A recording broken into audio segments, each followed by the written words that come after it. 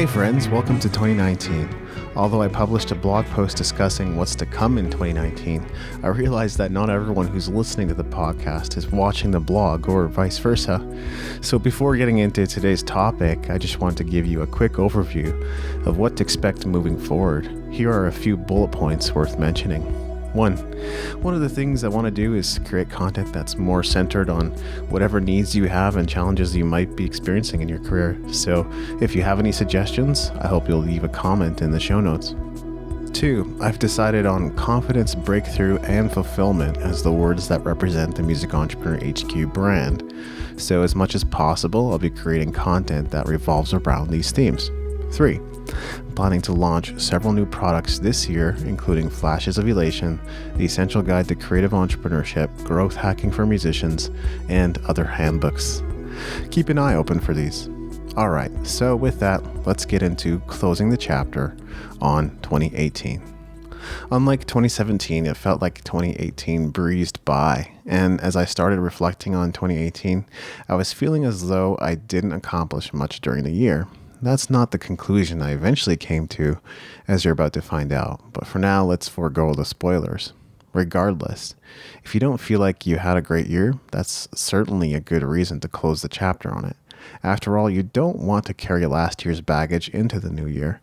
You need to get complete with whatever happened and didn't happen, or you'll just repeat the same mistakes, make incorrect assumptions, and add to your convoluted view of the world.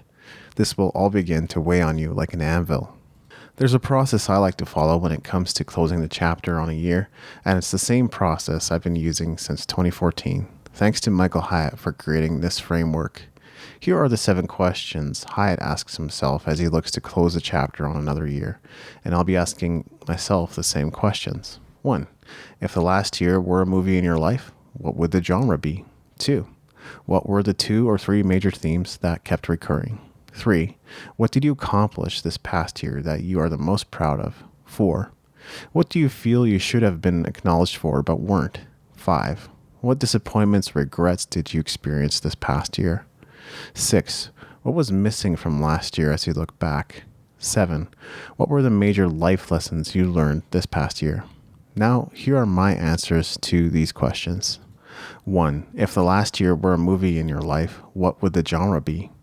Science fiction. I say that because 2018 was a bit of a whirlwind and at times unreal. I admit that there was quite a bit of video game time compared to years past, and at times it was entirely necessary for me to distance myself from my work because of exhaustion. All that gaming put me in a bit of a trance-like state. Another element that made it feel a bit like a sci-fi is the discoveries I made about myself because of the personal development work I was doing. I came to understand some things about being human I never knew before.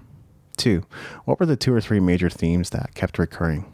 Financial challenges. I experienced a bit of low time in my business from about November 2017 to February 2018. That didn't do me in by any means, but I don't feel like I've fully recovered from it either. Regardless, I'm looking forward to a more prosperous 2019. Personal growth. Personal growth isn't even the right term for it. What I experienced was change, an emptying of past baggage. I shifted as a person when I started unloading many of the mental blocks that have been holding me back. I think my discovery of self is far from over, and I can see myself clearing more space for what's ahead. 3.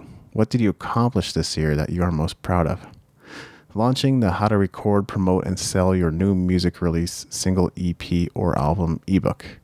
I nearly forgot about this project, but I think it was worth putting my time into. This launch prompted me to create a framework for promoting new products, and that was a bit of a victory too. Launching the Essential Guide to Music Entrepreneurship and associated bonus content. Launching the Headquarters membership. Recording and publishing 53 podcast episodes. Interviewing James Schramko. Recording my yet-to-be-released EP. Appearing on Unconventional Life.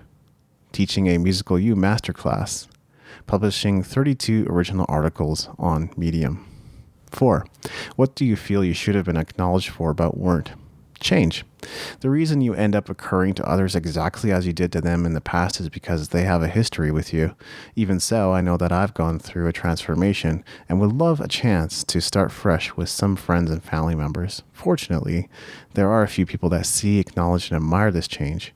Maybe that's all that truly matters. 5. What disappointments did you experience this past year? I've been feeling like I didn't accomplish much in 2018. I guess by my standards, I didn't feel like I was working that hard. But looking back, I can see that there were plenty of great seeds planted, some that will surely result in a harvest, a breakthrough in 2019 and beyond. Dare I say, I was more effective with my time because the time I allotted to work was more limited. I allowed myself to experience and enjoy life while concentrating on the most important aspects of my career and business. Perhaps I'm not disappointed by what I achieved, but rather the outcomes, which I cannot control. 6. What was missing from last year as you look back? Vacation time. Looking back on past reflections, it's become a bit of a theme at this point. I was hoping to at least get out to BC for a week as I did the year before, and if I had planned better, I could have gone towards the beginning of August. Unfortunately, I didn't.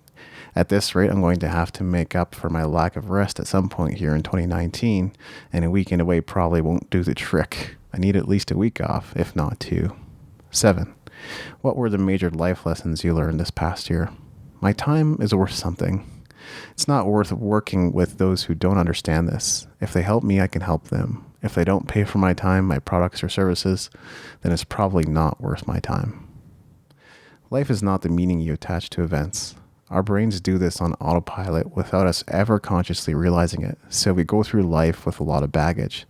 This baggage is the direct result of the meaning we attach to events, and that meaning has very little or nothing to do with what happened in reality. It only lives in our minds. This is what it means to be a human being. We make stuff up and live as if it's true.